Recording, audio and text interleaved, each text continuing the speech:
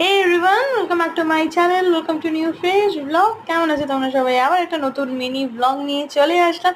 আচ্ছা, সকালবেলায় উঠেই একটু ওটস আর একটু, এখন যেহেতু সিজনাল ফ্রুট আম ভীষণ অ্যাভেলেবল বাজারে, সো অল্প করে আমের একটা স্লাইস দিয়ে ওটস খেয়ে নিচ্ছি, ওভারনাইট সোকস ওটস।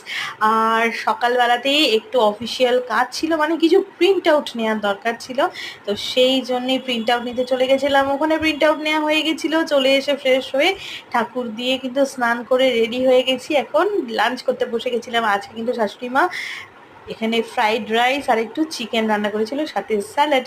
সেই খেয়ে একটু ভাত ঘুম দিয়ে এখানে দেখো বেরিয়ে গেছি। এখানে খুব সুন্দর, আমার শ্বশুরবাড়ির ঠিক সামনেটাতে এরকম ফুলের গাছে এরকম ফুল হয়ে রয়েছে, এত সুন্দর লাগলো। যেহেতু এখানে কলকাতার হুগলিতে বৃষ্টি হচ্ছে, তো সেই জন্য এখানে দেখতে বড্ড সুন্দর লাগছিল। এখানে দেখো একটা লেবু গাছ, চারিদিকটা একটু দেখিয়ে নিচ্ছিলাম, ছোট্ট করে একটু ক্লিপিংস নেওয়া, এই আর কি। আর এখানে তো টোটো করে বেরিয়ে গেছি, বিকেলবেলাতে বেরিয়েছি কোথায়, তো একটু হাওয়া খেতে বেরিয়েছি আর কি। টোটোতে বসে একটু হাওয়া খেতে বেরোলে বেশ ভালোই লাগে। কিছু কাজও ছিল, যেহেতু হুগলিতে বা কলকাতার দিকে এখন বৃষ্টি হচ্ছে, ওয়েদারটা বেশ ভালো লাগে জানো তো। একটা অন্য শহর কিভাবে অল্প অল্প করে চেনা হয়ে যায়। আর কিনতে গেছিলাম ইলিশ মাছ আজকে, মানে সিজনের ফার্স্ট ইলিশ মাছ খাওয়া হবে আর কি। তো সেটাকেই ভেজে নিয়ে তেল ঝোল দিয়ে, মানে অল্প করে সামান্য একটু কালো জিরে ফোড়ন দিয়ে রান্না করেছিলাম। আর এখানে রাতে ডিনার করে নিচ্ছি সবাই মিলে বসে।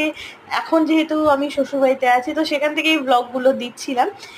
খারাপ হয়নি, নিজের রান্না নিজে কতটা প্রশংসা করা উচিত সেটা জানি না, সেটা জাজমেন্ট বোধহয় অন্যরাই ভালো করতে পারে কি, তাই তো। তো এই তো, তোমাদের এত এত সাপোর্ট পাচ্ছি, খুব ভালো লাগে বন্ধুরা, এরকম করেই সাপোর্ট করে যেও। নতুন নতুন ব্লগ আরও তোমাদের জন্য নিয়ে চলে আসবো। আশা করি ব্লগটা ভালো লাগছে। লাইক কমেন্ট শেয়ার সাবস্ক্রাইব করে দিও।